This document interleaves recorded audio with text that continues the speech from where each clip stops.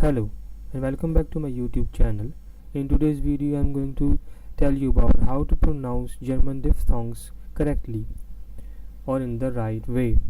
As you can see, I've already written here 4 diphthongs, which means 2 vowels together, as I've told you in the previous video.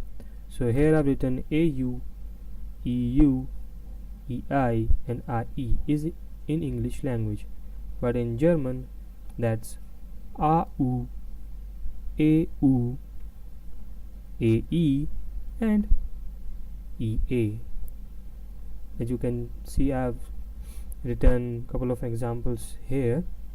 I will read them one more time. It's AU, AU, AE and EA.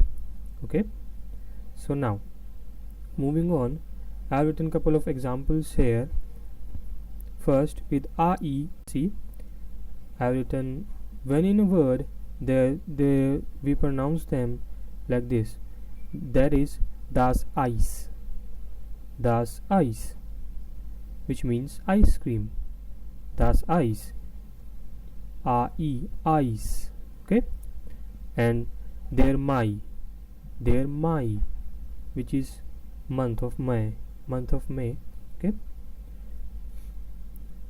ice and Mai. Moving on to next, that's AU, here and there, AU.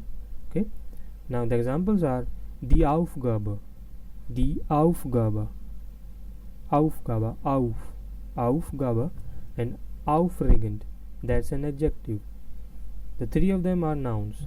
The Aufgabe means homework particularly, or you can say a task, and aufregend means it's an adjective, and the meaning of aufregend is exciting. It's an adjective, not noun.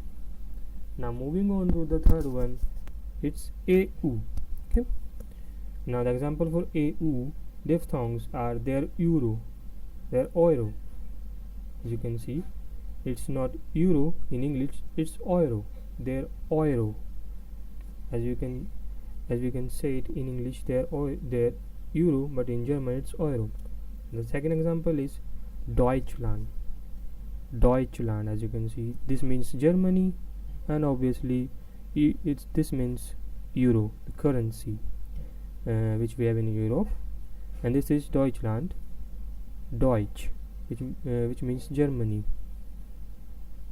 Now the fourth one is EA, and the examples are pretty simple ones. Fear, that means number 4, and feel, which means many, feel, you can see. And the third one is nie means never. I have written extra one here. You can see there's a with umlaut and u, and the examples are die Häuser.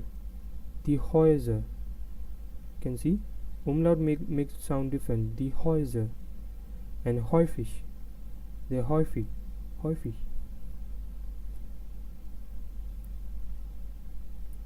And this means particularly, it has a couple of meanings. We can use häufig as adverb and adjective also. This means common or often, and the Häuser means houses. Basically, the Häuser means houses.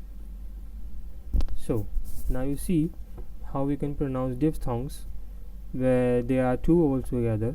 I have given you examples. Now moving on,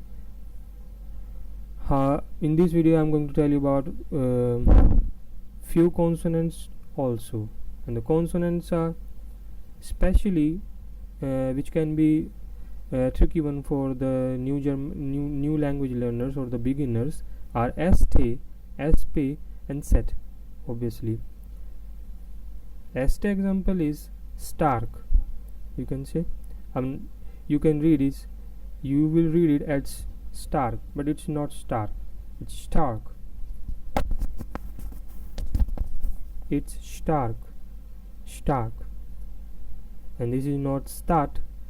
The sound of S is not S, but you can say it's more like SH. As you can see, this is not stark, this is start. This is start, and this is stark. Stark, the start, start. Okay, and SP is also, we can say, sounds like SH, because we read it as expression. Expression, it's not expression, it's not S, it's expression. Expression, which means to talk. Okay, and this is springen. Springen means to jump or leap in English. This is springen. Stark, start, expression, springen. We have a sound of SH, like ship.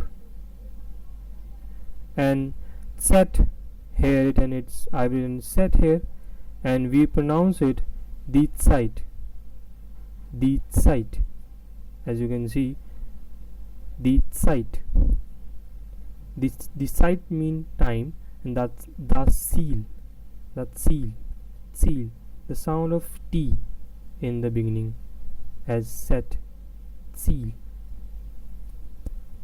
And the seal means destination, aim, goal, and it has a couple of more meanings, but the main meanings are destination or aim or goal.